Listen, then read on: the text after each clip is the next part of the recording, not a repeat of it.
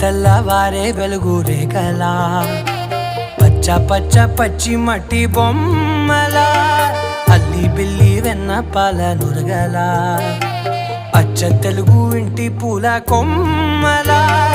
దేవదేవుడే పంపగా ఇలా దేవతే మా ఇంట అడుగే పెట్టెనంట బ్రహ్మ కళ్ళలో కాంతులే మా అమ్మలా మా కోసం మళ్ళీ లాలి పాడేనంట.